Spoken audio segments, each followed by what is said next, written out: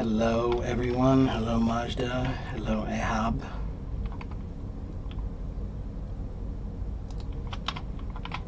Good morning.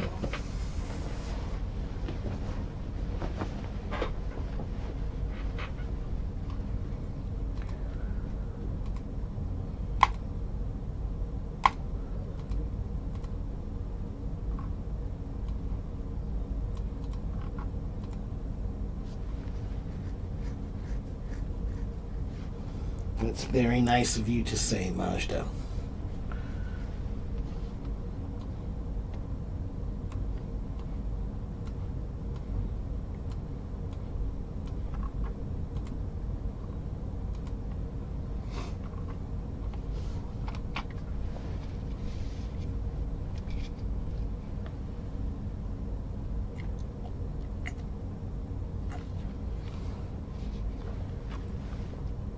Okay.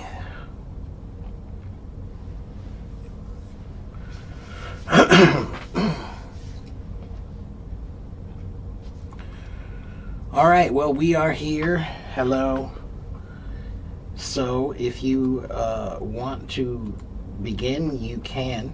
If you have questions, you are welcome to ask me your questions.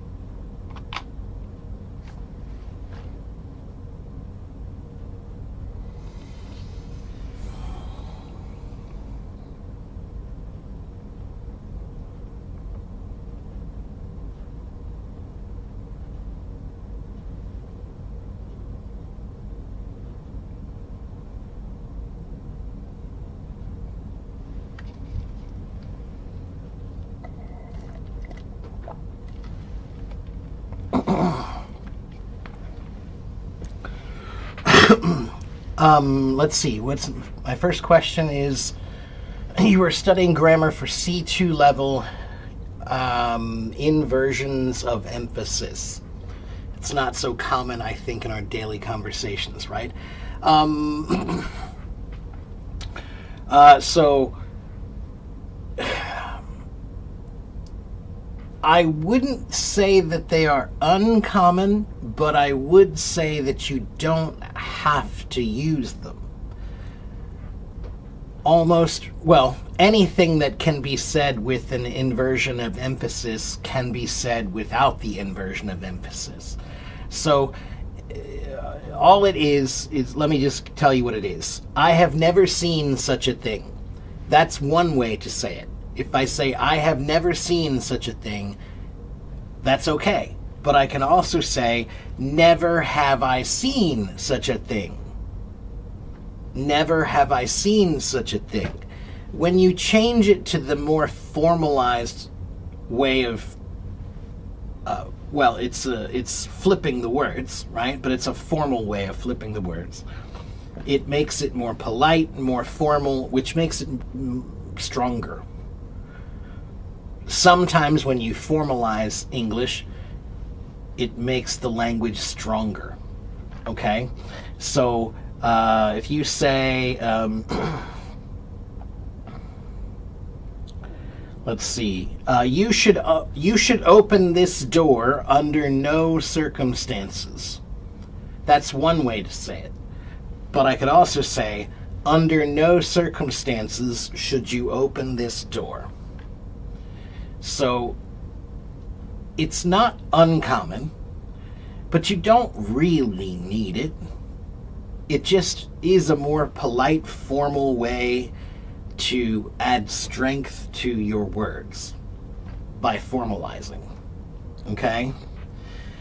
I could say he finished the task only after I reminded him, or I could say only after I reminded him did he finish the task. Okay, only after I reminded him did he finish the task. So it just makes things more dramatic. It sounds more like an older style of language, which sounds more formalized, which sounds more powerful or stronger or something like that. Okay?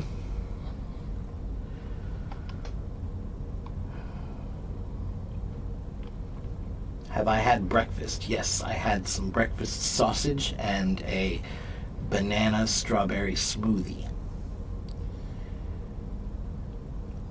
You can use it while speaking every day. Well, yes, but only when you're in a circumstance where you're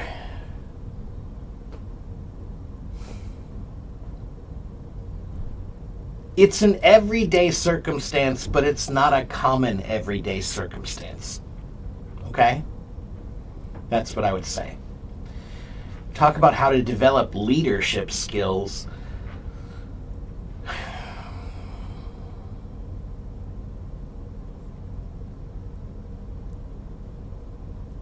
Being a leader is kind of like being a teacher in many, many ways. Because a teacher believes in you. And because the teacher believes in you, you work harder. Any teacher who ever believed in you, you worked harder for that teacher. That is leadership. So,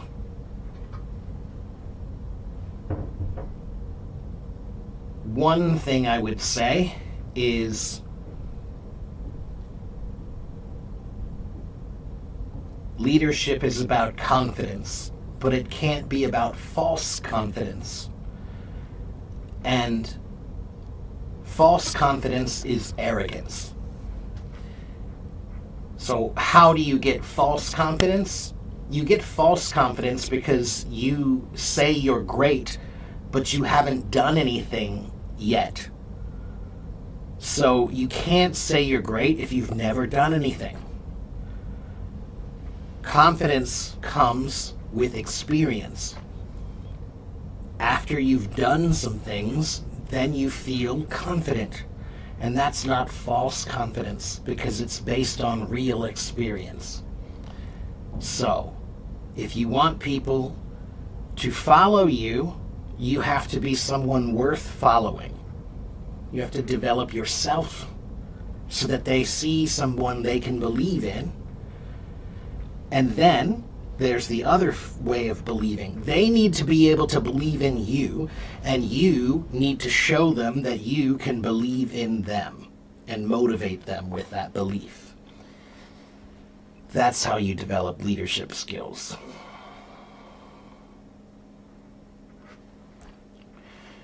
Is there a way in American English to ask what's your order in your family?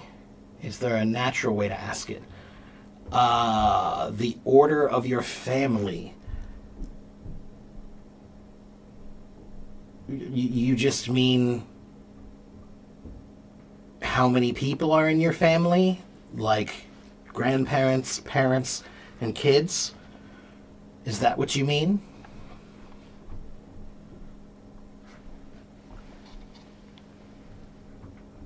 Oh, birth order of children.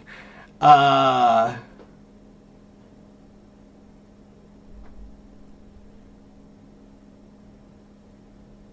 think we would probably just ask, like, who was oldest? You know, who's the oldest? And then that question, if you ask who's the oldest child, usually the answer will be, well, Sarah is the oldest. She's 18. Then we have blah, blah, blah, who's 12, and then we have blah, blah, blah, who's 5, right?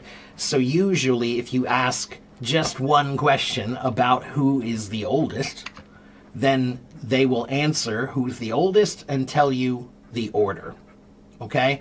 I don't know why I can't think of another way. I'm sure there must be another way. No, we wouldn't say something like, where do you fit in your family's order? That's too weird. That doesn't sound like anything we would say. We would say, are you the oldest? Are you the youngest? Are you the middle child? right? Like I'm a middle child. Okay?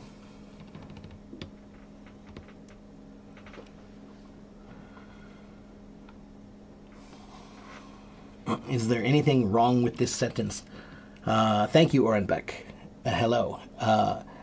If you're gonna do it, why not do it some style? Yes. It needs width. If you're gonna do it, why not do it with some style? Without the width, it's not correct. Yeah.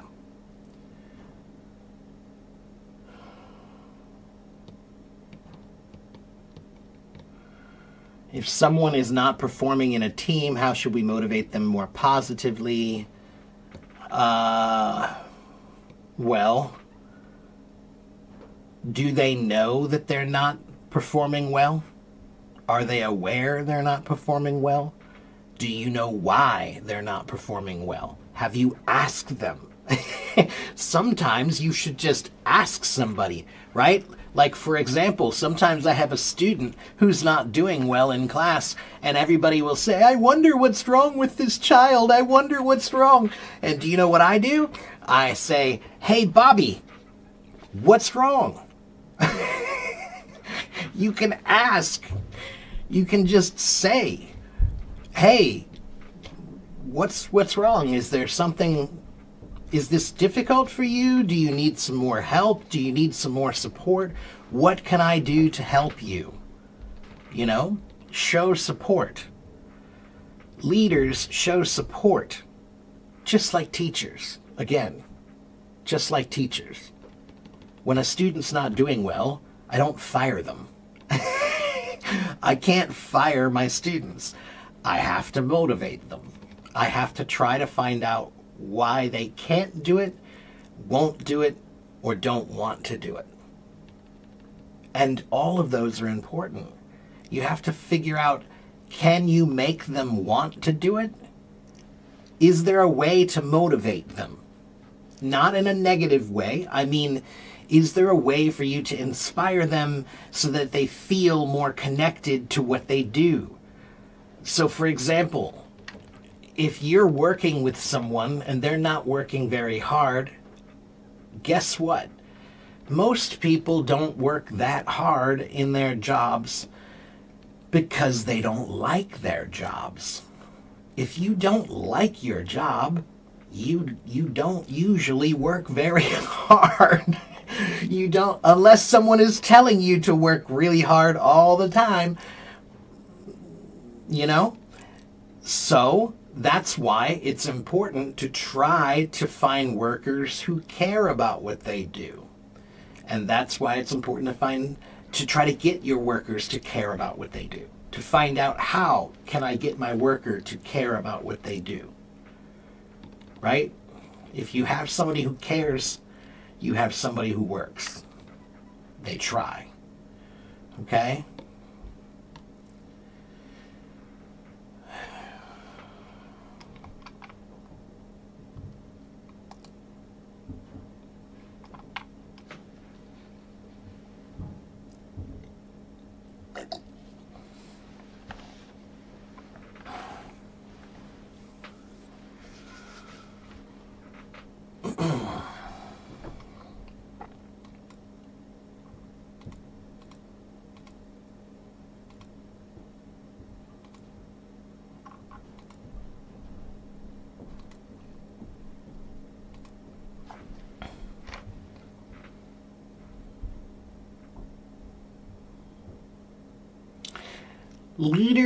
Leaders can only lead where they are respected. If you're not respected, you cannot really lead. You can command, but you can't lead. Leading is a very different thing. Leading is where I walk in this direction and you follow because you think I'm the one who knows where I'm going. You believe that I know better, so you follow me, right? Yeah. Okay, hello. I'm waiting for questions. Where are your questions?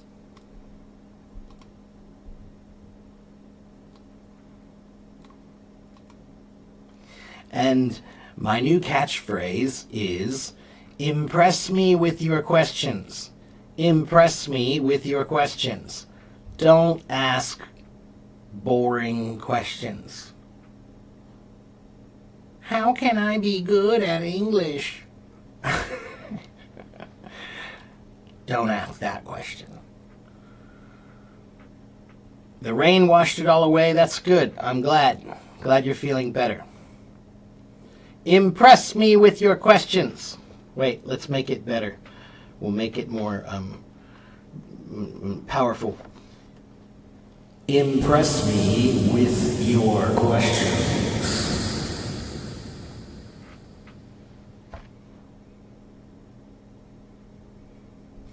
How to rock an English interview. I like that question. Wilco, what kind of job? What kind of job is it? First, tell me what kind of job. Then I will tell you how to rock an English interview. Engineering. Okay, so interviews are about one thing. Confidence. Interviews are about confidence. An interview is somebody who has a problem and they are looking for a solution to that problem. You have to be that solution. You cannot be another problem. So that is why confidence is so important when you go to an interview. Because if you go to an interview and you don't look confident, then you look like you're just another problem. And they don't want another problem. They already have a problem. Right? So, you have to look like the person who says, you need help? Oh, I can help you. I can do that. Now, you have to do it humbly, but confidently. Humbly, but confidently. So, for example, Wilco, let me tell you my favorite interview story. And I'll tell you how I learned the lesson about confidence in interviews. When I was 19 years old, I was teaching music. I was teaching drums at the local music store. Okay?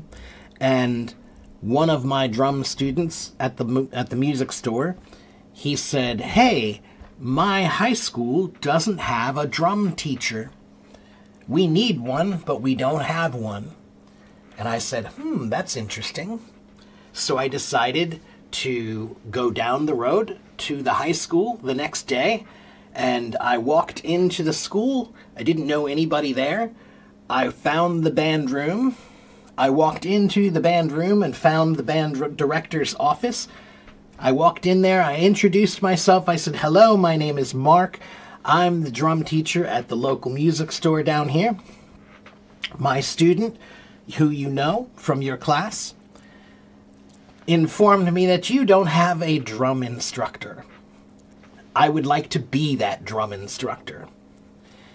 And he looked at me, and I was 19 years old, and I had no real experience, really. Not much.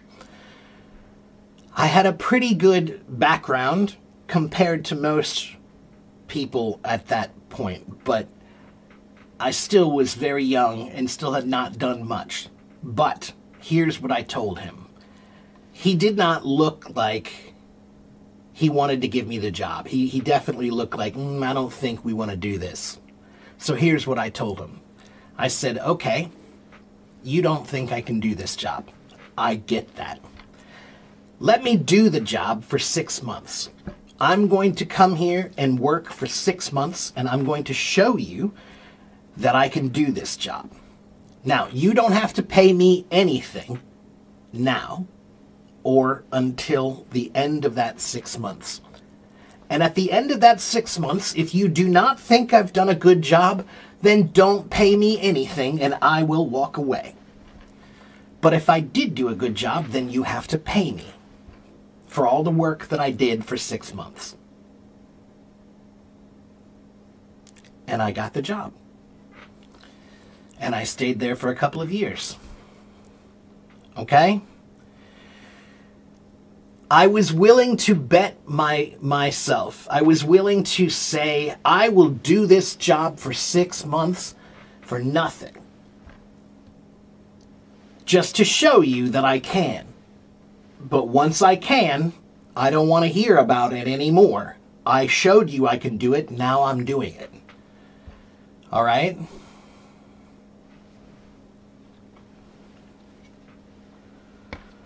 Now, the truth is, I was pretty arrogant at that age. I was right at here's bold. Bold is okay. Bold is not bad. And then right here is arrogant, right? So bold, arrogant. Bold, arrogant, right? So it's a very fine line between bold and arrogant. And I was a little bit arrogant. But it was a difficult experience. It was really hard. It was a lot of work. It was an exceptionally large amount of work that I decided to take on. So, yeah, it was good, but it was difficult, and I learned a lot, and I grew from that. So I got experience. And then, once you get experience, now you have real confidence. Right? So that's how you get confidence. If you're not confident, you need more experience doing something. You have to find something that you can do and do it. So that you can say, look, I've done this thing. I can do that. That's confidence. Okay?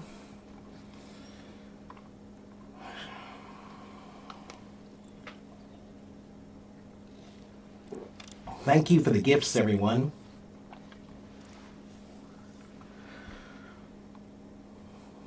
Hello, Hero. How are you, my friend? I always like your posts, Hero. You always have some great posts. I never get to comment on them, but I do read them often, and I do like your posts. Okay, Abby wants to know, what are the important subjects for teaching children? On which topics do you need to focus? Abby, you mean for English? Are you asking about which subjects to teach for English? There are many, many, many books that you can get for curriculum.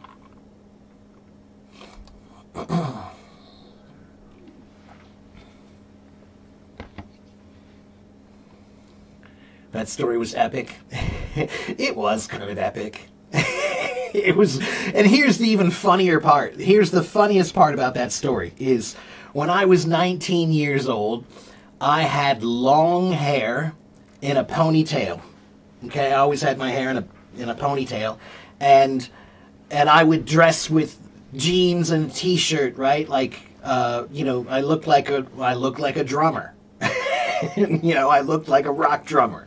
Okay, and the school that I was teaching at was a private Catholic high school, so all of the teachers there wore nice clothes, and all of the students wore uniforms. I was the only one who came in looking like he was, a drummer.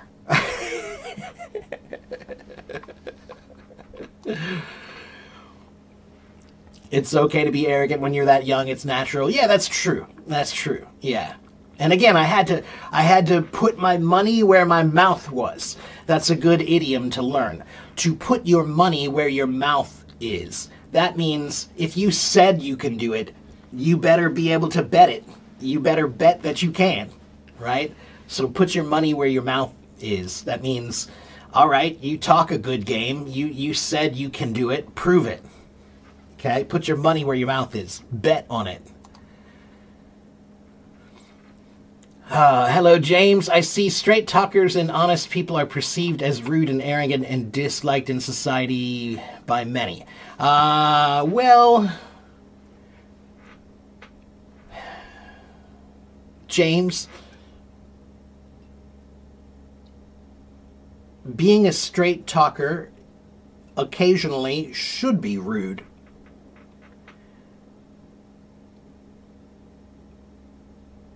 Because occasionally the truth is rude. But what people get mad at is mostly they're reacting to what you're discussing, not necessarily how you said it. It's the boldness of what you say that makes them upset, because they don't want to hear it without the euphemistic language. So when you say it in a direct and non-euphemistic way, it upsets or unsettles some people. So that's the art of diplomacy, or bullshitting. You know, you have to learn how to wrap up a gift and give it to somebody, and everybody likes different wrapping. You know, that's diplomacy. You can give the same gift to 10 different people, but you might need to wrap it different ways. That's diplomacy.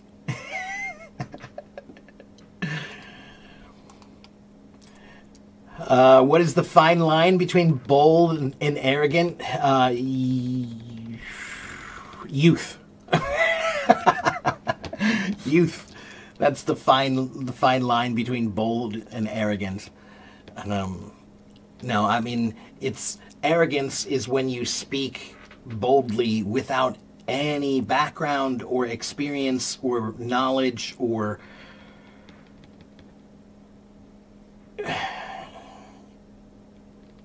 you have nothing to back it up. That's arrogance. When you speak with nothing to back it up, then you're being arrogant. If you speak but you do have something to back it up with, then that's bold. Okay?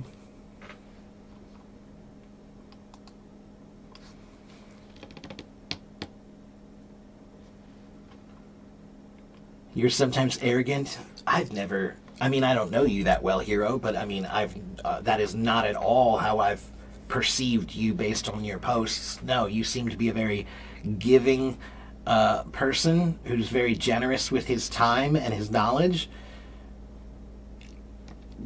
In general, I would not call somebody who is generous arrogant, usually. Let's see. If I had to learn phrasal verbs from scratch, how would I do it? I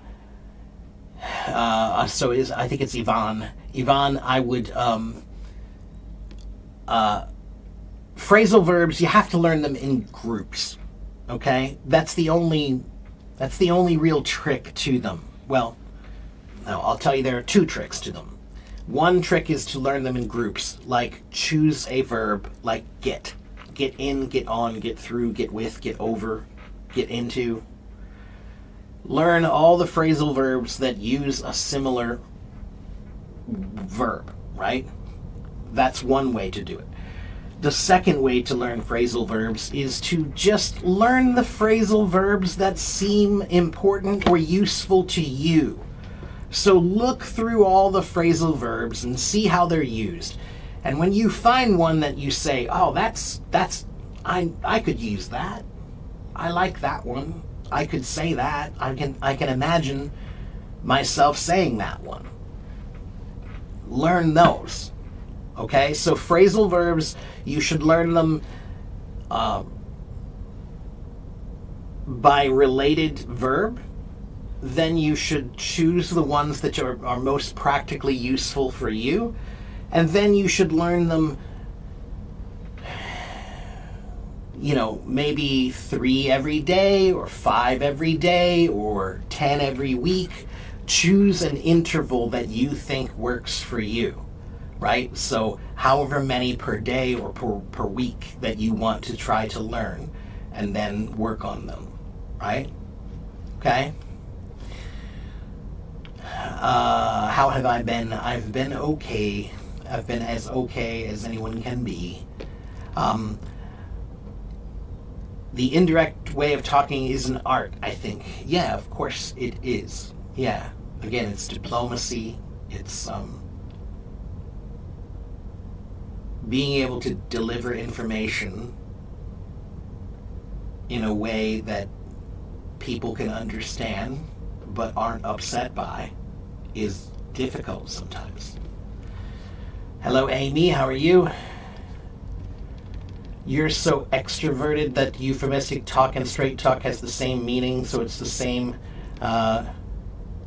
Emotionally vulnerable, sensitive people dislike that.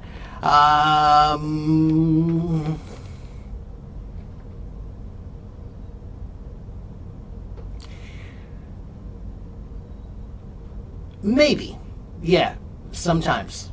James, sure. Are we living in a simulation? Una, actually, I just read a paper about that said that they think that they've proven, well, they can't prove it, but I just read a paper saying that they don't believe that it's possible to completely simulate every part of consciousness and existence in a simulation. That they don't think it's possible to do all of it, so that's why they think it's not a simulation. Now, it's a very long article that's complicated. It's difficult science physics article, but the general idea is that consciousness and life are maybe too complicated for what we can conceive of as a simulation. But that's only for what we can conceive of. If we can conceive of something more in the future, then that will change. All right, next. What's the difference between cocky and arrogant? Again, Miriam, really, being cocky and arrogant is pretty much the same. Cocky is just a slang word for arrogant. And being cocky and being arrogant is usually when somebody is boasting about their ability or their knowledge or their skill in some way, but they don't have any real experience to back that up. So sometimes, for example, there are many young kids who play instruments, right? He's a guitar player, and he's a great guitar player. He's 16 years old, and he's amazing. But when you're really good at something at a young age, then sometimes you become arrogant. And just because you have a talent that makes it easier for you to do something, that does not replace the needed experience that you need to grow, to become a mature musician. So, when you're 16 or 17 or 18, you have this skill that's amazing, but you have no experience. Very often, those people are cocky. I know, because I was one of them.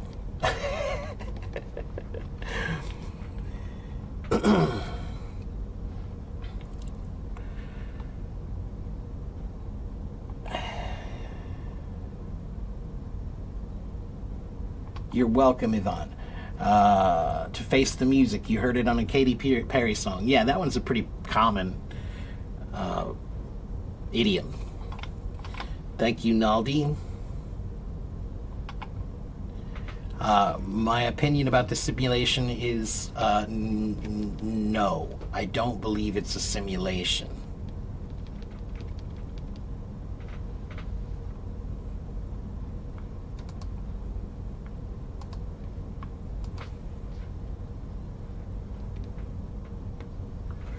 Thank you, Hero. That's nice of you to say.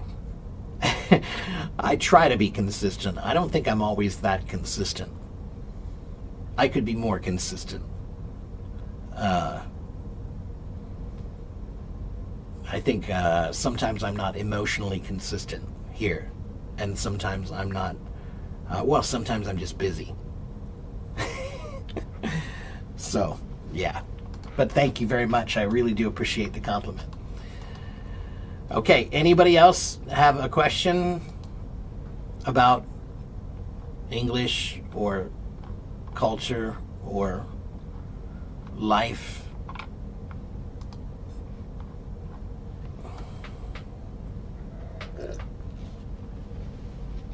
That means I'm human. Yeah, that's true.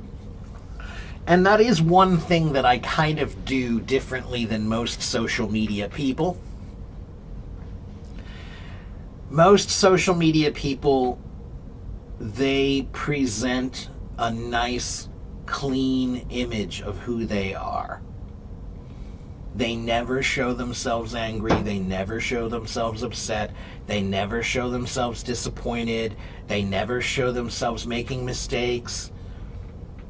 They only present clean videos that make it look like their lives are perfect and happy all the time. I don't like that. Artistically, I think that's very, very dishonest. It's dishonest, you know? So, yeah, I try to present myself as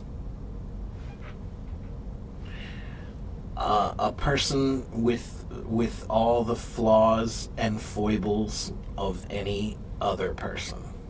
A human. Foibles, there's a great word. I love that word, foibles.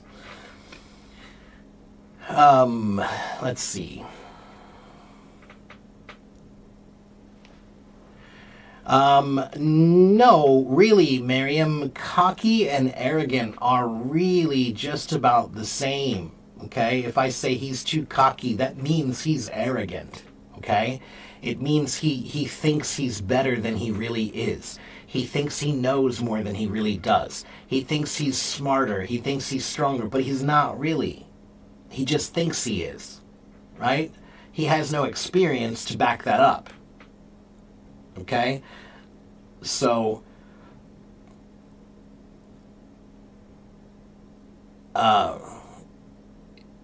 both cocky and arrogant are about having false confidence. Okay? If you are arrogant, then you have false confidence. If you are cocky, then you have false confidence. Okay?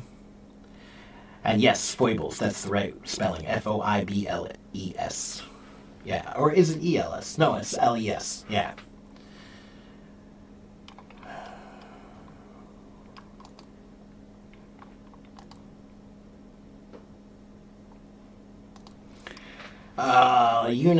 Yuna's asking if I believe in God or if I'm an atheist. I will say that that is not important, but I will say that there's a phrase that I like. It doesn't really matter if I believe in God, because God believes in me. All right?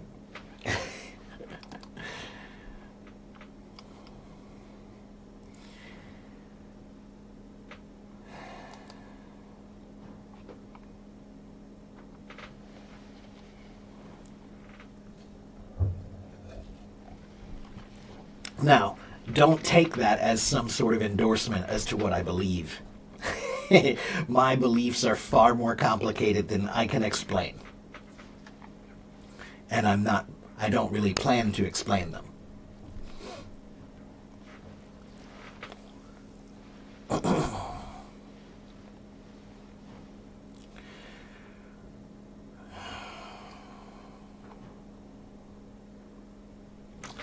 Alan, hello Alan. How can we better focus on the present moment and avoid letting future uncertainties or past events influence our current state?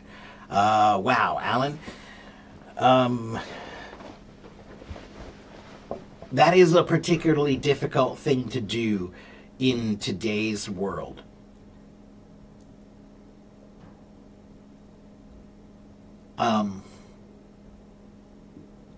But it is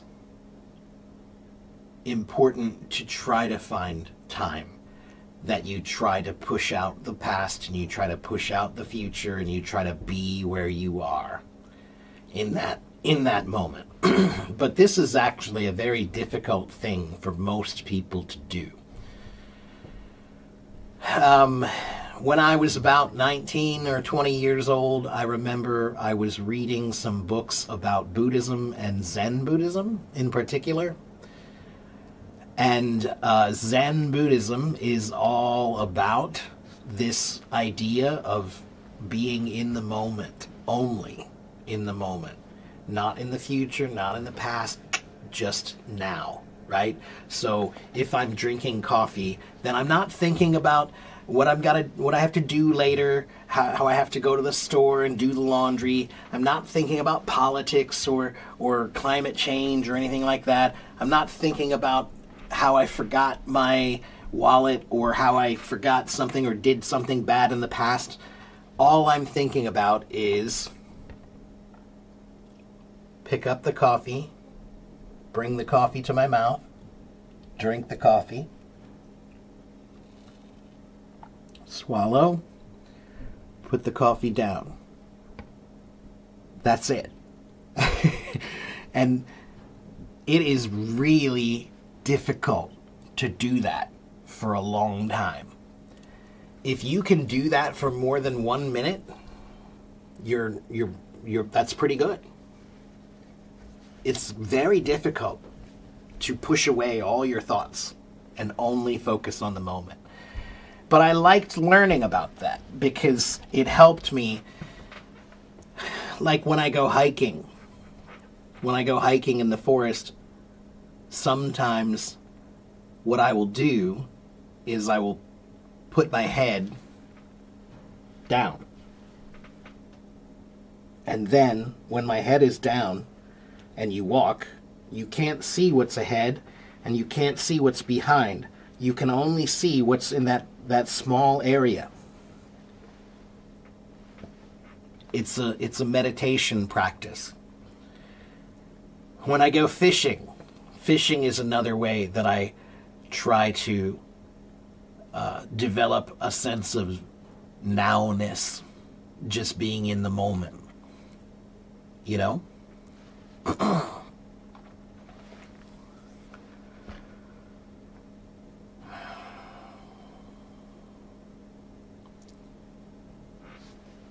How can you improve your grammar during speaking?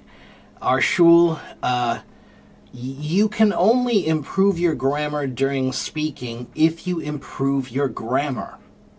You need to know what mistakes do you always make. Can you find your most common mistakes? Maybe it's only 3 or 4 or 5 mistakes. There are 3 things that you do all the time wrong. Find them. Find those 3 things and kill them. Work on those 3 things until they are done. That you know them well. Then when you speak, you will know them and you will speak correctly. So to improve your spoken grammar, you have to work on your written grammar. Okay?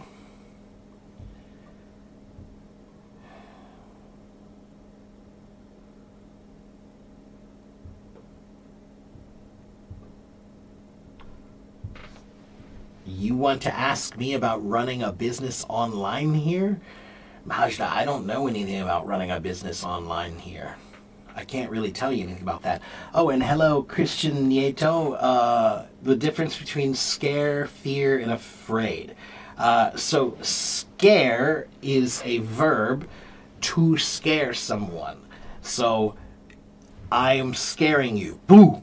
I scared you, right? That's to scare someone. Scared with a D is a noun that's a feeling. It's a feeling. I'm scared, right? Fear is a noun. It's a feeling also that you have, right? So I am scared because I have fear. So fear is something that you have, and scared is something that you are. Okay? And when you have fear, you are scared. Okay? And afraid is a synonym for scared. Okay? So when you have fear, you are scared, you are afraid. Okay? Give us advice to live in peace.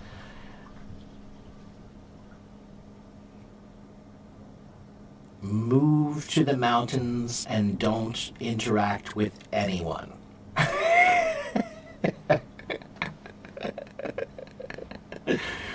That will give you peace. Where there are people, there are problems. So if you want peace, you have to find a place where there are no people.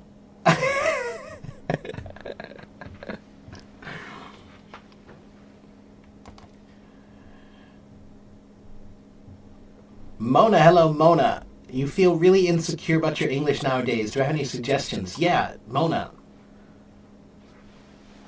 Psst. Your English is great. What are you talking about?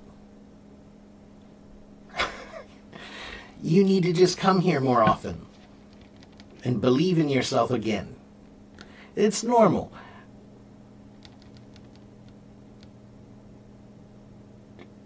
Believing in yourself is something that we remember and then we forget. Right? So it's like, I can do this. And then you forget and you go, can I do this? I don't know. Right? So you forget that you believe in yourself. Right? So you've forgotten. You just need to remember. Future is hope. The present is what you can do to gain it. Well, in Hero, that's why we say, what's the phrase? There's a phrase. Wait, let me find it.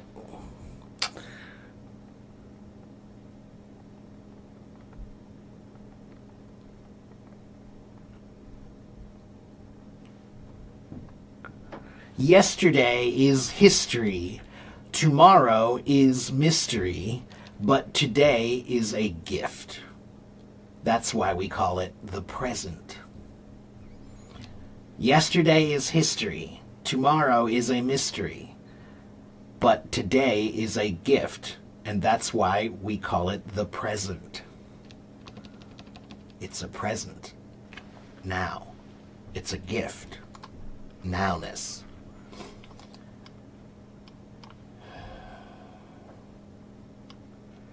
It's really tough. I'm also trying to give myself more time to focus, but my mind is a mess. Alan, yeah. You know, Alan, when my mind is a mess, I need to go do something to clear it out, right? So I'll go for a hike. I'll go fishing. You know, I'll do something outside usually. Nature is a wonderful reset button. At least for me, nature is a wonderful reset button. It does require deliberate practice, Alan, but it's good deliberate practice. Do I eat the fish I catch? Sometimes, Tanya, but not often. Most of the time we do what's called catch and release. Maybe 1 out of every 10 times I go, maybe I catch a fish that's like a really nice fish, and it's like, oh, well, that's a really good one, you know, like, let's take that one home and cook it. You know, but I really rarely do that. I just don't that often. You can, though. The water is pretty clean, and you can eat them. Yeah.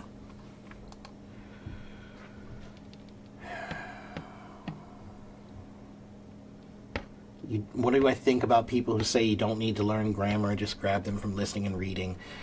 Mina, you can say anything. Anyone can say anything. You can learn English just from watching videos. You can learn English, just ignore grammar. You can learn English just from moving to another country. You can say anything and anybody can do it anyway. Just because you can do it that way does not mean it is the best way.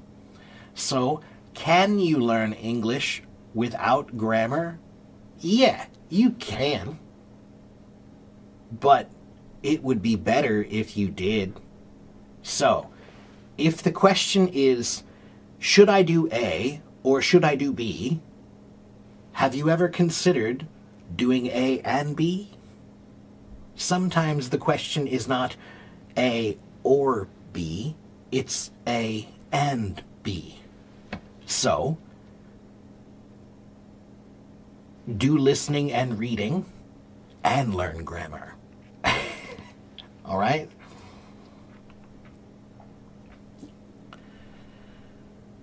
Hello, Carolina. How are you?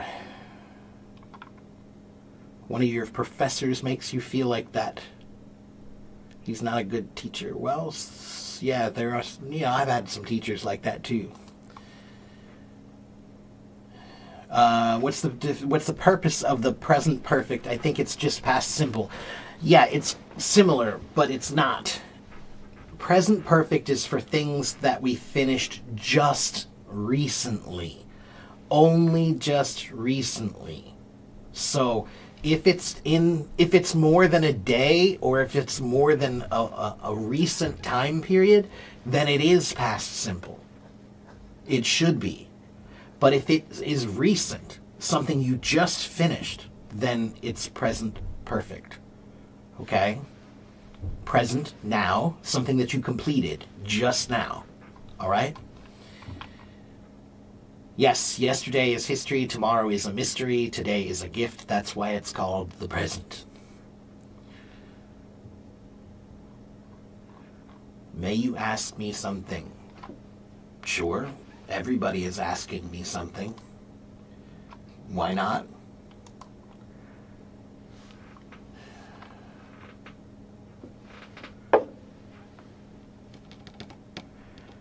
I will not always answer every question because I don't always have every answer.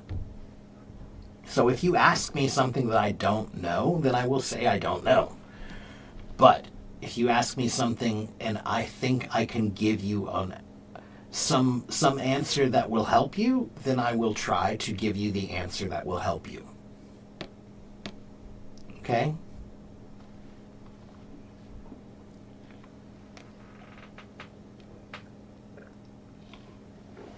And if you are new here, then you should hit the follow button. I hate having to do this, but my name is Teacher Mark. I have been on Hello Talk for 12 years. I have 84,000 followers here. I am an English teacher. Here is my YouTube channel. Here is my website. Here is my blog. If you want to know all of my best answers, go to my blog. Read the articles that I have written in my blog. They're the best answers you're going to find. Okay? Why does future perfect also seem pointless? Future perfect is a little more pointless, only because it's less common.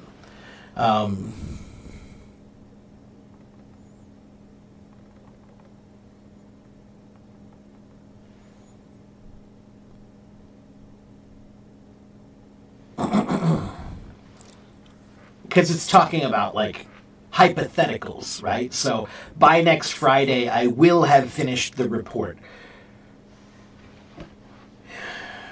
It's a very bizarre... I'll tell you why, Orenbeck. I think what it is some of the tenses in English are meant to add politeness. So, for example, this one, I will have finished. You're telling somebody about something that you need to do, but you haven't done yet, but it will be done in the future at a certain point. That's not a very, very common thing to talk about. I don't often talk about things in that form. It doesn't come up very often, you know? She will have cooked dinner by 6 o'clock. Dinner will be ready at 6. That's how we would say it. So, you know, that's what you have to remember about English is it's not math. There are always other ways. So future perfect is less needed. Why? Because there are almost always other ways to say the same thing without using future perfect. Okay?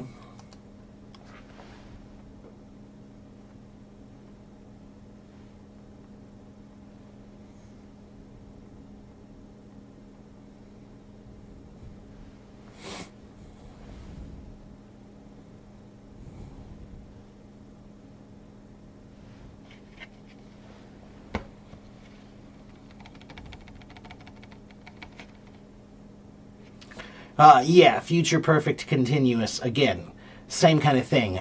By the time you arrive, I will have been waiting for 3 hours.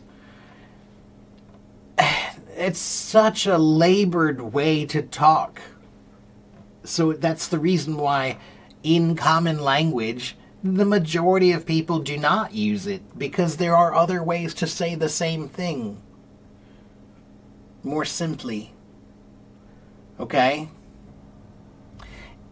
I won't say it's unnecessary. I will say that it is an alternate. It's an alternate, more formalized way of saying it. Okay? But, you know, when I finish this project, I will have been working on it for 6 months. That's a correct sentence, but what planet are you on where that happened? Because it didn't happen on this planet. Where are you talking about? When I finish this project, that's in the future, I will have been working on it for 6 months. Why would you ever want to describe time like that? When I finish in the future, I will have been working on it for 6 months. That's just bizarre. You could just say, I've been working on this for 6 months. I'll finish next week.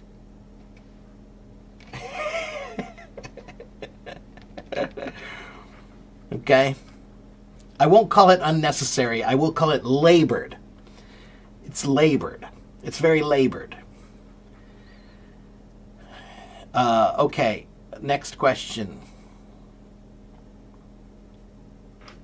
What kind of books are American people interested in more? Majda, there is no American people. American people is such... There is no way to define it. Okay, so the books that I like are different than the books that my neighbor likes. Those are different than the books that the other neighbor likes. Those are different than the books the other neighbor likes. You cannot go to a country and say, oh, well, everybody in this country likes these books. Not in this one. Okay, I don't know about the other countries, but for this one, you can't say all Americans like this. If you want to do that, then that's what we call pop culture. So all you have to do is just look up pop culture books America, and you'll find things like Tom Clancy or James Patterson or Stephen King or, you know, those are popular books. So, if it's popular, it's pop. Okay? You can't tell the difference in the pronunciation of cancel and council. Okay, so, Akinori, you need to make your mouth bigger. Okay? I posted a video last week, I think. It's a 1-minute video. It's on my Moments. And it's a video of this Australian actress. I can't remember her name. But she's an Australian actress, and she was on a talk show, and they were asking her about making an American accent.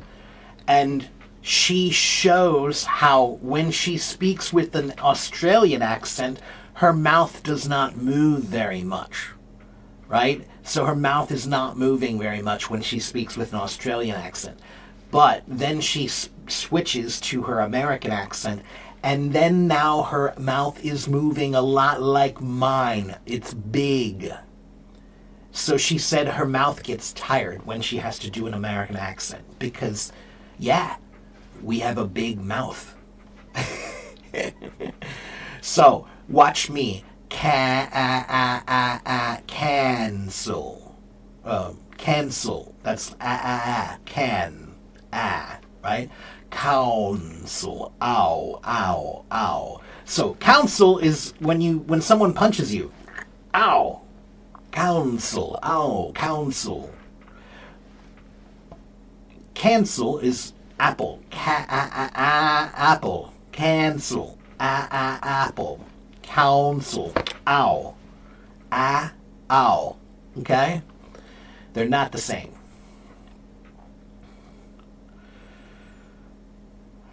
Hello, MJ. Hello, Oksana. I'm fine.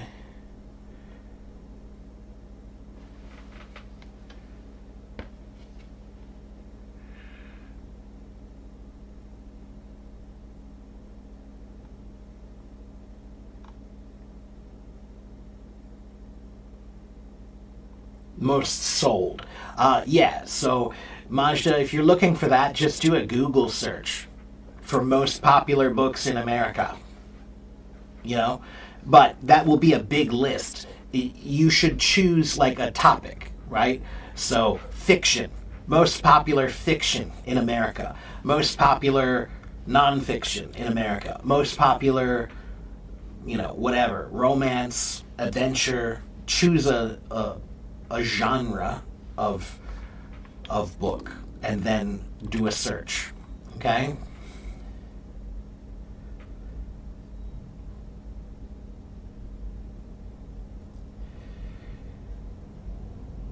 You are welcome, Akinori. Am I popular? With who?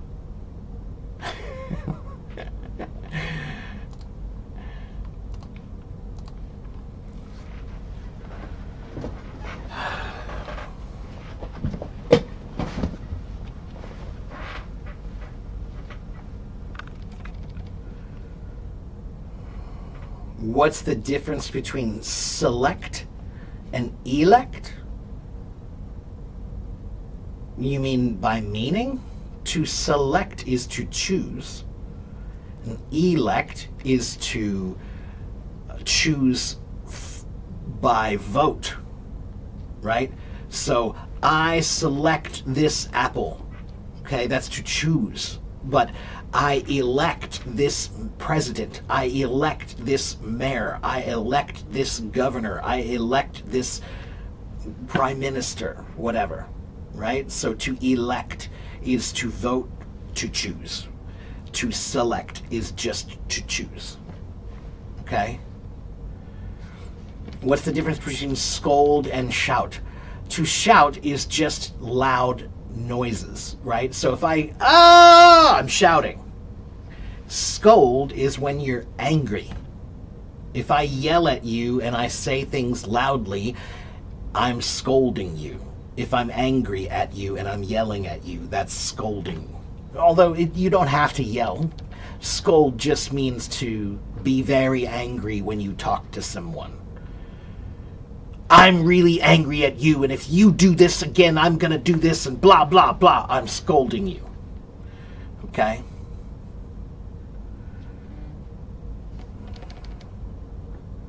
No, scold is not to insult. Scold means if you come home late when you're young and you come home late and your father is mad because you came home late, he will yell at you and scold you. Yeah, furious is to be very angry. Okay, so if you are very angry, if you are furious, you might scold someone. Okay?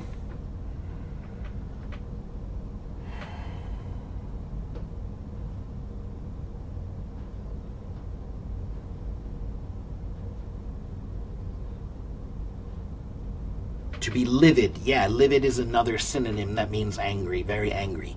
Yeah, I'm livid. to do scold is to do a scandal. That's a cute way to remember them, Oksana, but don't relate those too much. How often do I drink coffee? Not often enough.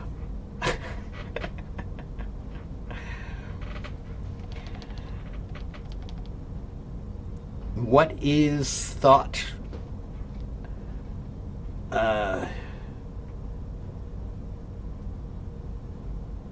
Thought is your mind attempting to make sense of the world. Thought is the brain reacting to life.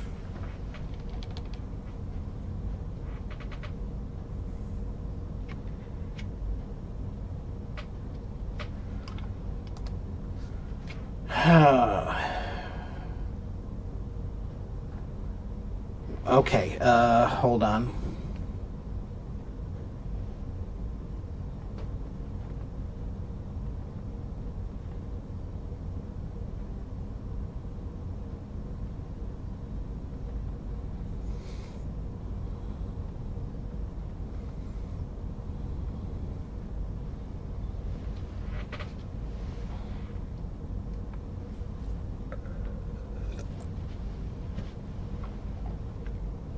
Okay, so sometimes when you're talking about tenses, you need to think about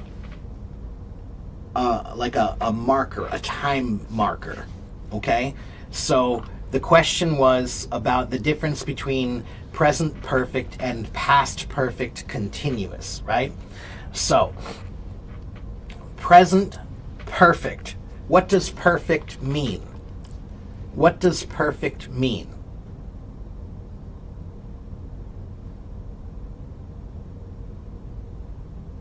Flawless, right. So that's the problem. You think it means flawless. It doesn't. Perfect comes from the Latin word perfectum, and that word doesn't mean flawless. It means complete, finished. So, whenever you see the word complete in grammar, just don't say the word complete, or I'm sorry, forget that. Whenever you see the word perfect in grammar, whenever you see the word perfect in grammar, replace the word perfect with the word completed. Okay? It makes more sense. If you say present completed, oh, well that means it's things that I'm doing now that I just finished. Well, that makes sense, right? So, past perfect means something that you did in the past, but you also finished it in the past. So here's the present. I did something in the past. I finished it in the past. That is past perfect. Okay? Perfect means completed. Yeah, it's a very important thing to remember. Perfect has two meanings. The modern meaning of perfect is flawless, right? So if you take a test and you get 100, I will say perfect. I'll write perfect on your test. It means flawless. It doesn't mean completed. It means flawless. But in grammar, the word perfect means completed. It does not mean flawless. Okay? So, all of the tenses make more sense if you just forget the word perfect and use the word complete. Okay? And hello, little forest. What's the difference between a town and a city? A city is usually bigger, okay? Like, we have a city, then we have town, then we have village, right? Maybe there are some other smaller words too, right? But I would probably say it's city, town, village, and then maybe others, okay?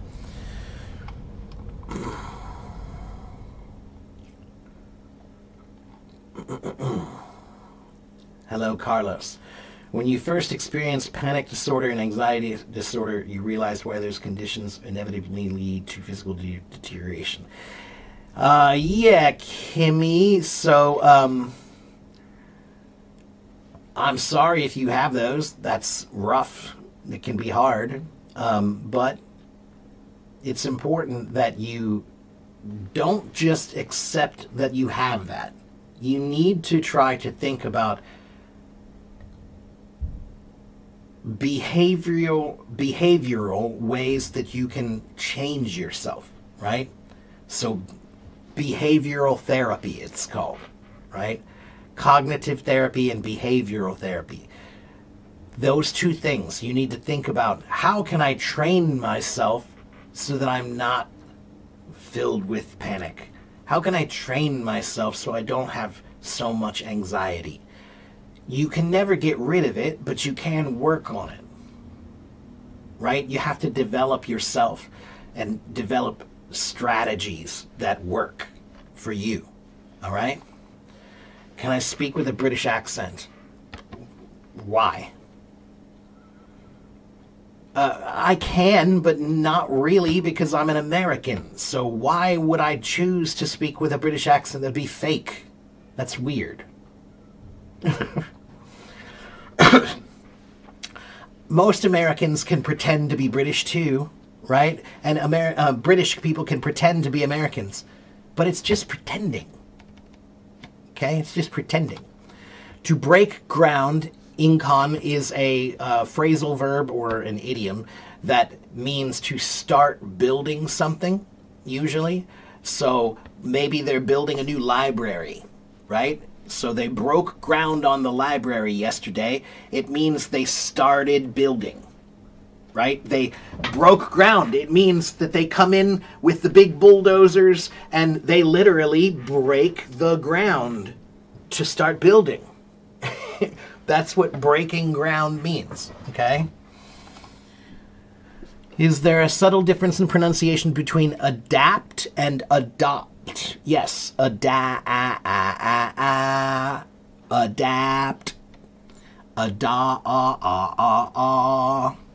This is why you should learn to sing.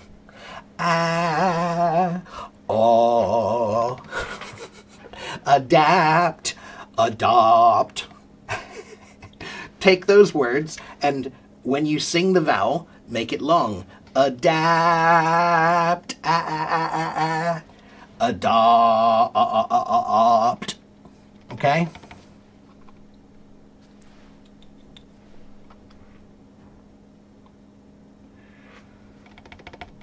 What's the difference between mental, spiritual, and psychological? And how to distinguish mental pain and spiritual suffering and psychological distress. Wow, that's a hard one. Okay, so spiritual is talking about things that we can't fully understand, things that we can't fully describe. Spirit is something that's not quite in science, right? It's in belief mostly, right? So your spirituality is about your beliefs. What do you believe in, right? So consider spirituality to be mostly about believing and your beliefs, right? Mental is anything in the mind, okay? So your mental abilities is just talking about the way your brain works in some way. Psychological, though, is talking specifically about how the brain works, not physically, but mentally, to consider ideas and concepts, right? So psychological things are the way your brain reacts to the world.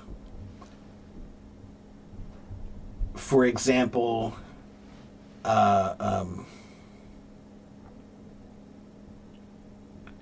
pain is physical.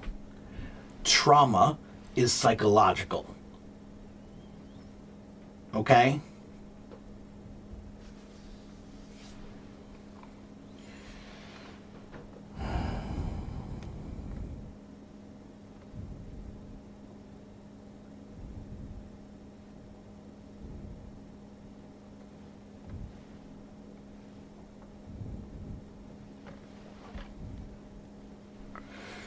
Let's see. The next question is, can I explain gerunds? Gerunds are the ing words. Okay? The word gerund, again, it's a Latin word. This is why grammar needs an update. English grammar needs an update, because some of these words are from 2,000 years ago. The word gerund comes from a Latin word, gerundum, which means to carry. It means to carry something. So, to carry out or to do something. Let's call it that, all right? And so it's the ing words, right? So you could say, I like to walk, or you can take away the to, and you can say, I like walking. I like to run, I like running. I like to jump, I like jumping. I like to swim, I like swimming. So the ing words are the gerunds. What does I am keyed up? Usually keyed up means I'm excited or I'm angry. Let me double check to make sure.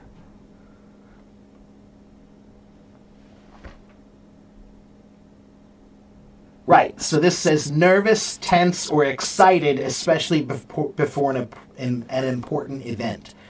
Right, so it could be, it's like butterflies in your stomach. It could be nervous good or nervous bad, okay, to be keyed up, all right?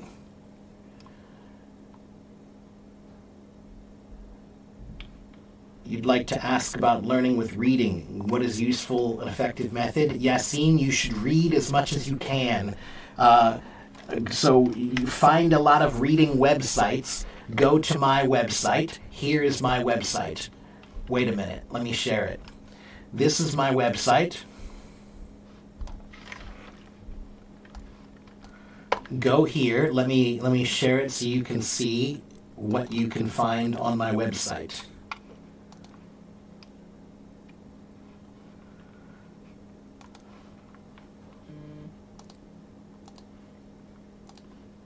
This is my website, okay? If you go to my website, you can buy lessons from me if you want to buy lessons from me, okay? But you can also go up here to resources, okay? And if you go to resources, let's see, go to reading here, okay? Click on reading, and this is a website that has a lot of reading for you for free. Here's another website, Breaking News English, for reading for free. So reading, sometimes people think reading is just books, but no. You can read online, read short stories, read news, read articles, read all kinds of things, right? There are lots of websites here to help you with your reading, okay? So if you go to my website, you can go up here to resources, and you will find everything you need to study. Reading, writing, listening, speaking, grammar, vocabulary, pronunciation, IELTS, TOEFL, okay?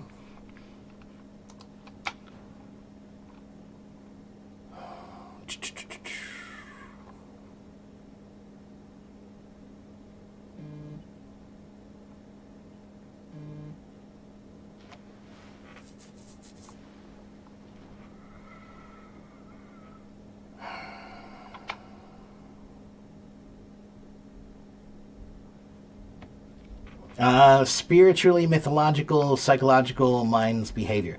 So mythological is different. Mythological is about myths, about mythology. Mythology, those again are beliefs. They're the things that your culture believes in some way, right? Now, some of them might be religious, some of them might just be cultural, or both. Okay. So, for example, in Ireland, they believe in the mythological leprechaun. The leprechaun is a being that's a mythological being, okay? Is it real? No, but it's in their mythology, okay? Like dragons are also mythological, okay? Thank you, Muhammad Ali. Let's see. Spiritism may tell us about some psychological or even mental problems of people who are engaged in this activity. Let's see. Let me examine your sentence here. Spiritism.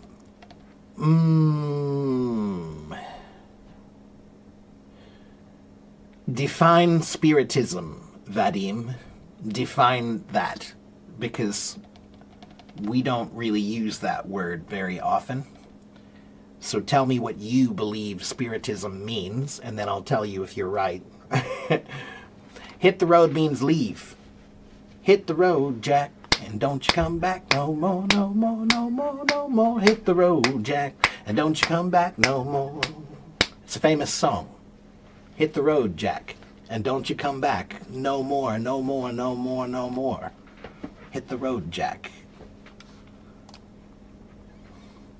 It's a woman. She's telling her man to go. She doesn't want him anymore. She's saying, hit the road, Jack. Okay? What did I say about what, Orenbeck? What did I say about what?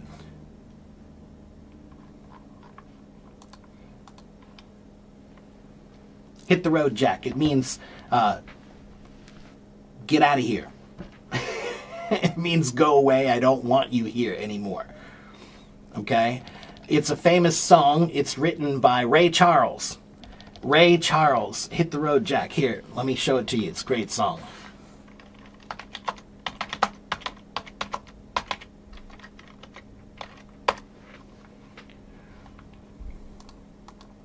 I hope that the sound is working.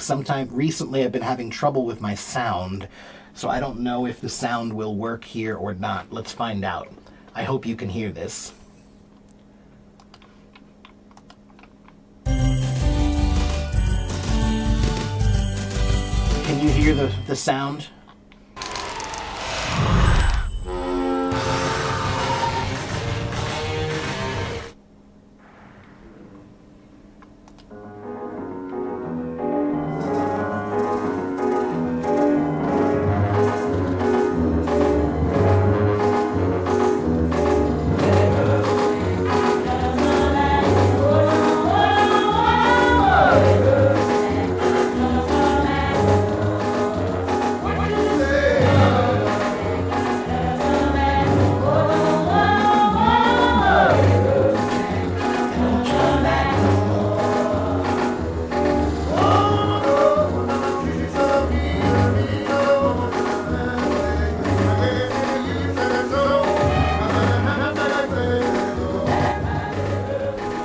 There you go. Hit the road, Jack.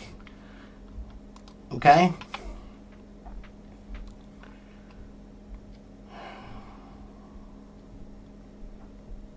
Bougie. Bougie means, it comes from the word bourgeoisie, which is a funny term. It's a French word.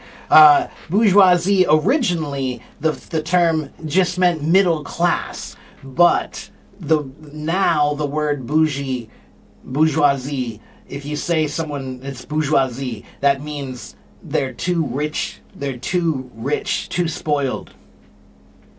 Okay? So if somebody buys something very luxurious, you can say, oh, that's really bougie. Okay? It's a slang term that means bourgeoisie, which means like you're trying to be rich.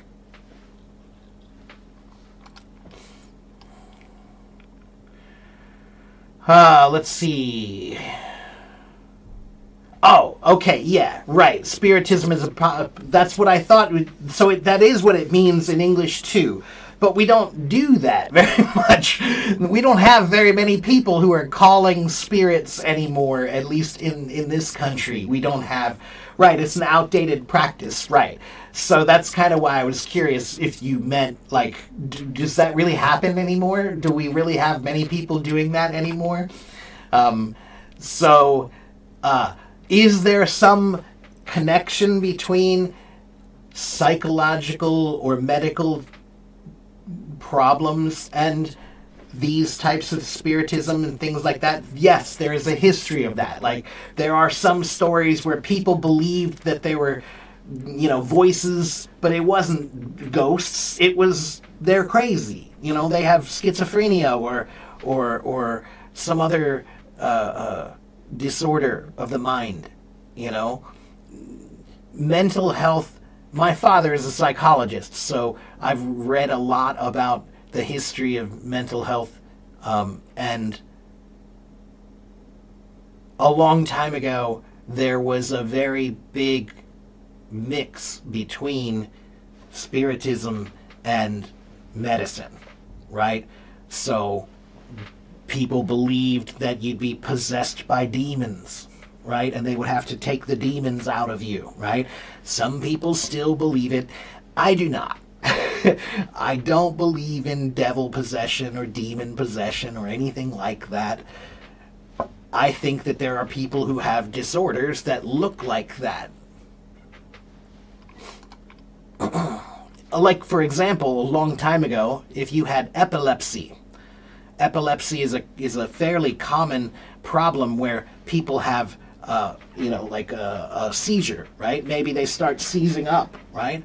But 1,000 years ago, if your friend started seizing up, you thought that was a devil. You thought that was a demon, taking over his body and stuff. So sometimes they would kill them even, for fear. So, one moment, please.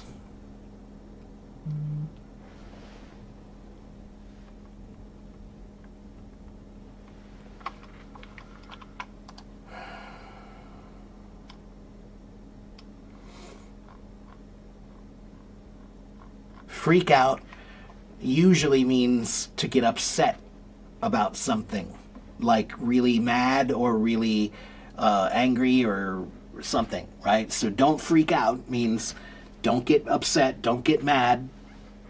Yeah, okay. There's a famous song for freak out also. Freak out also used to mean get crazy on the dance floor. So there's a famous song called Freak Out. Freak out. It's a famous song, and it means to dance in that case. But freak out in general means don't get upset, right? Or like if I say don't freak out, means don't be upset. He freaked out means he got upset. It could be, occasionally it's a good thing. Like, he won a car. He freaked out when he won a car. He was so excited he freaked out, right? So occasionally it's a positive thing, but usually it's not.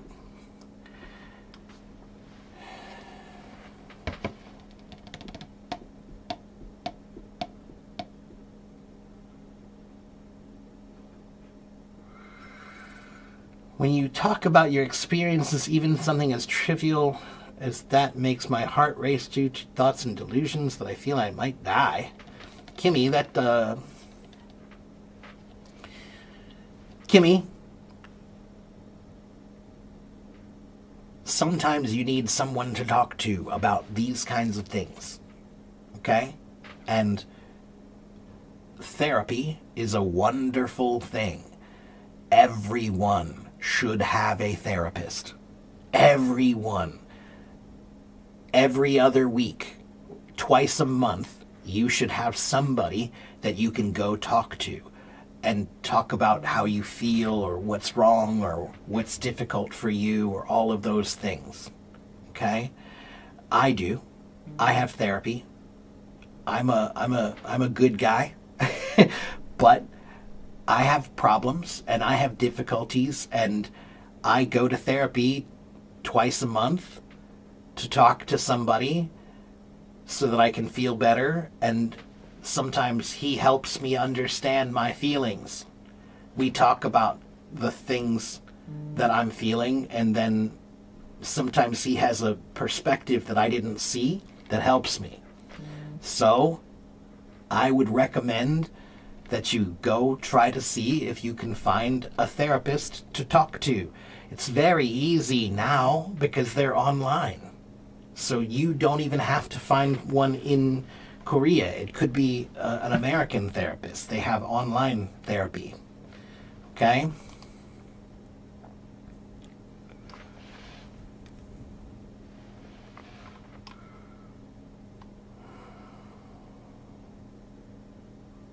What's the difference between job, work, and career? Career is usually a kind of job that you want to do for your whole life, right? So doctor, lawyer, right? Those are things that you want to do forever. You don't want to be something else, right? You don't do doctor so that you can be something else. Doctor is what you want. So that's a career. Job could be anything. If you work at the convenience store, that's a job. If you work on a farm, that's a job. If you work as an accountant, that's a job too. But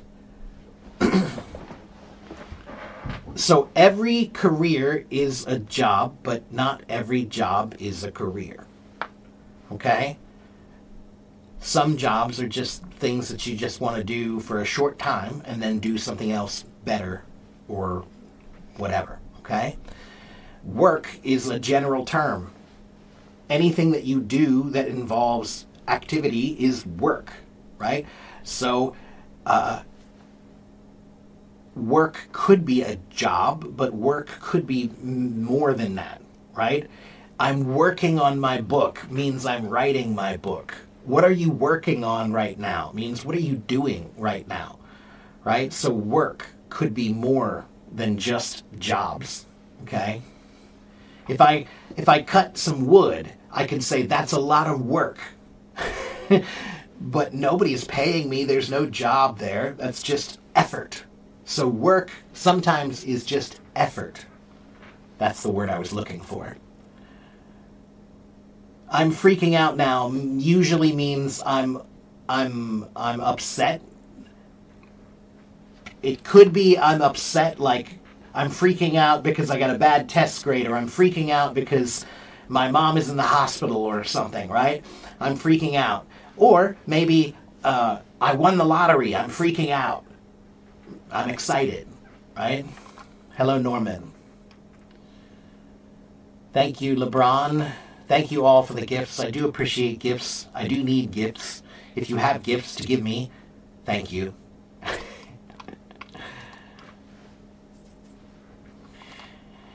You'd go to a therapist, but it's expensive here. Well, Masha, what I would tell you is, if you can't afford to go see a therapist all the time, don't. But if you can go once, then go. Even if you just go once a year, go. Find somebody. You don't understand the value of having someone to talk to. They are not your friend. They are not your boss. They're not your parents. They're not your family. They have no reason to lie to you. They have every reason to give you good advice. It's a wonderful thing. Okay? Some people think talking to a therapist is a kind of craziness. Yeah, I know. There is a lot of stigma. It's called stigma about mental health. But that's why I wanted to tell you that I go to therapy because I think it's good. Okay? My father is a psychologist. His job is therapy, giving people therapy to help them. Okay?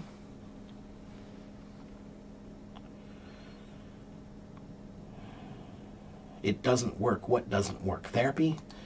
Yeah, it does. If it didn't work for you, then I'm sorry. But try again. It works. You just have to find the right one. Finding a therapist is tricky, though, because you do need to find someone that you trust. You do need to find someone that you feel some kind of a connection with, an understanding with, a respect for, right? Can't be just anybody. There does need to be a connection. But if you find somebody with that connection, then it's great. Okay? For over 5 years now, I haven't taken any medication at all. I've come to realize what the problem was from managing to overcome it on my own. Well, Kimmy, that's okay, but medication can be very useful. Sometimes you need it. Okay? So please be careful with that. Sometimes people think that it's better to not take any medication. And sometimes they're right. But guess what? Sometimes you need that medicine. Sometimes. Okay?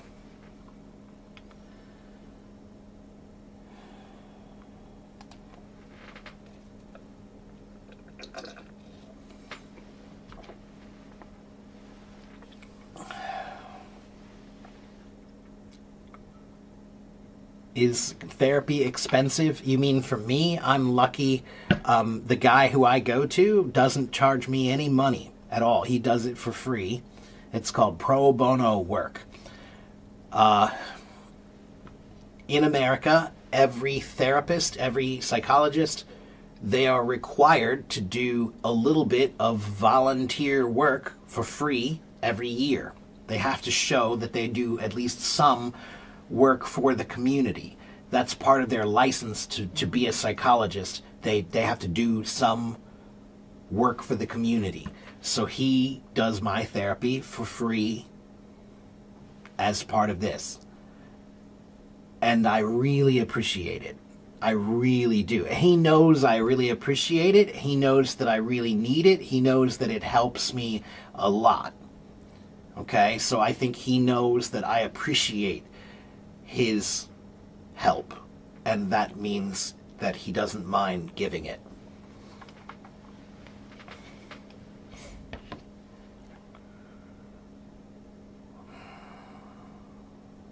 $25, that's cheap. In America, it could be $150 or $200 for an hour.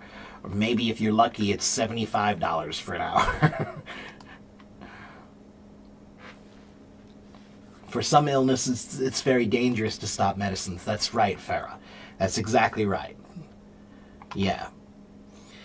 Biram, a snack is just a small thing to eat. Any small thing to eat is a snack. Okay? I have a large audience. It's not that many. There's 92 people here right now. There's 100 people. Yeah. It's not that much.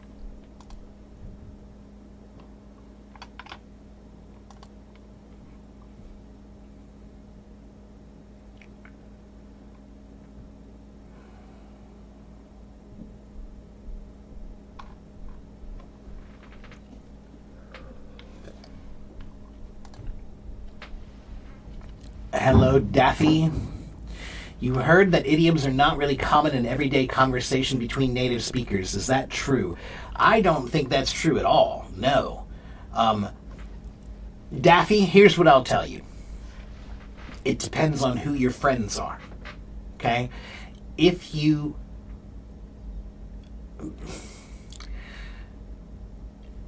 My experience with language is that English uses idioms more than many other languages do.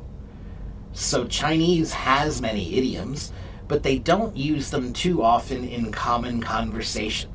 When I tried to use them in common conversation, some people thought it was a little funny because they think it sounds a little bit old, right? But in English, we use them a lot. So, in my experience, in my family, or in my group, right? My group of people, my group of friends, my little bubble, we use idioms often. I use them often, I think. Okay? Have I ever read Atomic Habits? Nope. I don't often read those kinds of books. the habits of highly effective people, and atomic habits, and super habits of super people for super things.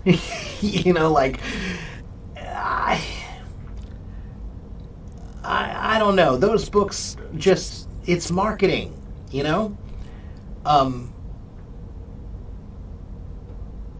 I think that sometimes those books have some good ideas, but I think that many people read those books and think that all of those ideas can work for you, and they can't. They won't. That's the thing. It's marketing. They want you to think that all of this will work for you. But the way wisdom works is when you learn something, some of it will be useful and some of it won't. That's wisdom. So what I would say is read those books and take what you need, take what works for you. But don't read those books like they're, the only guide to life that you need. That's what they want you to believe. They want you to think it's some sort of like you need this. Your whole life will be better if you just read this book, But, life is a little more complicated than that. Okay? And you are welcome, Daffy. Yeah. What is the difference between capitalism, socialism, and communism? That would take a long time for me to give a proper definition. Okay? One, it would take me at least 30 minutes for me to give a proper definition of all three of those. At least 30 minutes.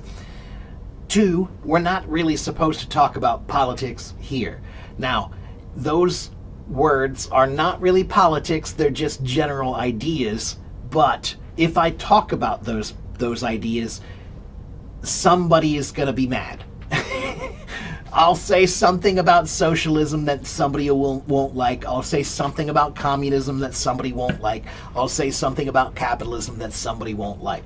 I say lots of things about capitalism that people don't like. So, if you want a good answer for that question, ask ChatGPT. Ask ChatGPT, what is the difference between capitalism, socialism, and communism? And please give me historical examples. Okay? ChatGPT is good for a question like that. Okay? I do know that answer. But I'm not going to talk, because it would take me 30 minutes at least. Okay? And today, there are too many people online who want to give an answer even when they shouldn't. Right? So if you ask me a question that's a big question and I need a big answer, most people, they just go to TikTok and they make some short answer. But guess what? That short answer is it's garbage because it's short. You cannot explain communism in 1 minute. You cannot explain socialism in 1 minute. You cannot explain capitalism in 1 minute. So that's why I'm telling you I won't answer, because I can't do it in 1 minute. I need a lot of time to do that. And those are the kinds of answers that you should research and learn. You should know the difference between those three things. And there are major differences. But here is the one most important part about any ism. Isms. All the isms. Those are systems of people. Okay? Any ism is a system of people. And guess what? Are people perfect? Have people ever been perfect? No. Is there anybody who is perfect? No. So, what that means is any ism, every ism, is a system of humans, and humans have flaws. So, all of those systems can have flaws because we have flaws. Okay?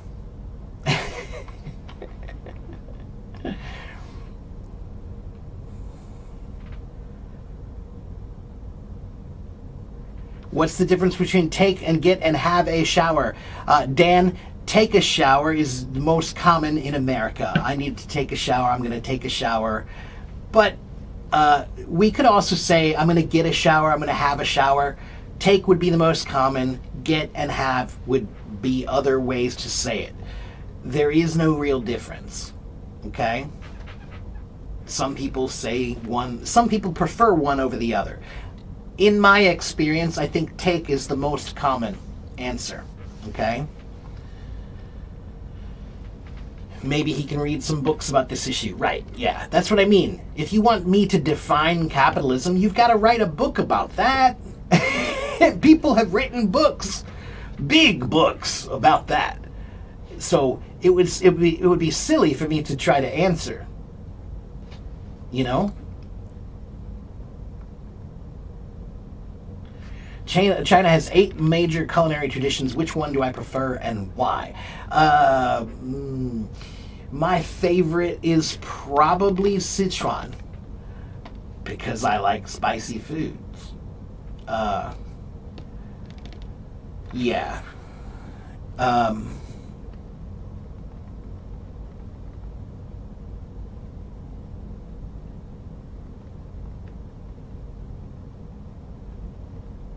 I need to wrap up here. Let's see. Wait, let me check one more thing.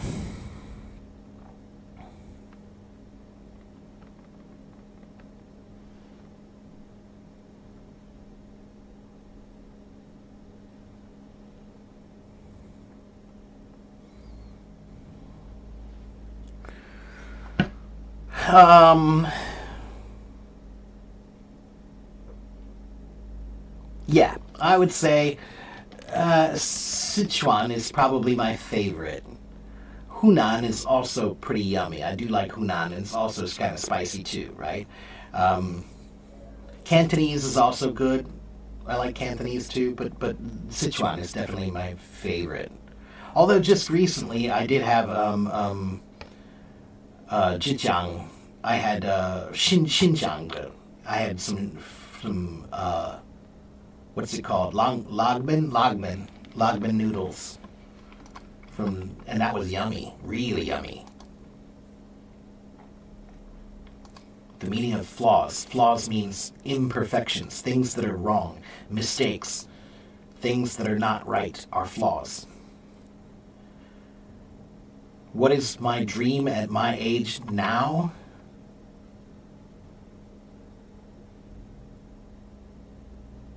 I don't think I really have dreams anymore. I think that when you're younger, you imagine that you're supposed to dream what to become. But I think when you get older, you realize that you don't imagine what you want to become, you just become it. So instead of dreaming now, I just do.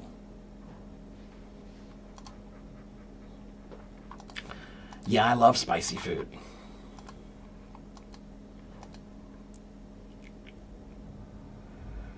You're an intermediate in English. You've been trying since 2 months to immerse yourself in the language, but you can't see a big difference. What would I advise? Farah, what I would say is 2 months is nothing. 2 months is nothing. That's not enough time.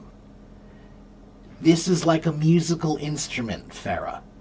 If you learn piano for 2 months, you're going to suck. If you learn flute for 2 months, you're going to suck. If you learn the drums or the guitar for 2 months, you're going to suck. It means you're not good because you've only been doing it for 2 months. Of course you're not good. 2 months is not a long time. That's the problem. You think 2 months is a long time. Reconsider. Okay, guys, I do need to get going because I have to help somebody here. Wait. I'm so sorry. Wait.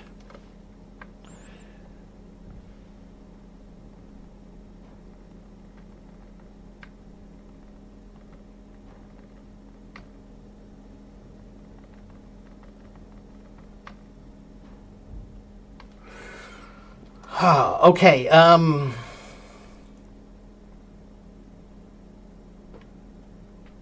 Shandong is the best, you think? Beef noodle? Yeah, Niu Rou Bian. That's my favorite. That's one of my favorites.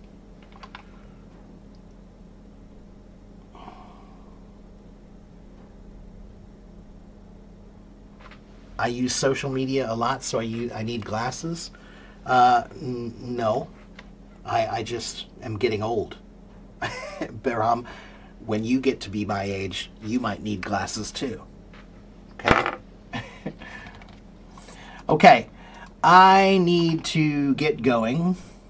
I will see you guys tomorrow. Okay? If you want to follow me, you can follow me. Here is my YouTube channel. Here is my website. Here is my Buy Me a Coffee blog. That's my blog. Okay, if you go to my YouTube channel, you will find many, many videos you can watch where I teach. Okay, if you go to my website, you can find a lot of stuff for studying English. And you can buy lessons from me too. If you want to buy lessons from me, buy lessons from me! I need to eat.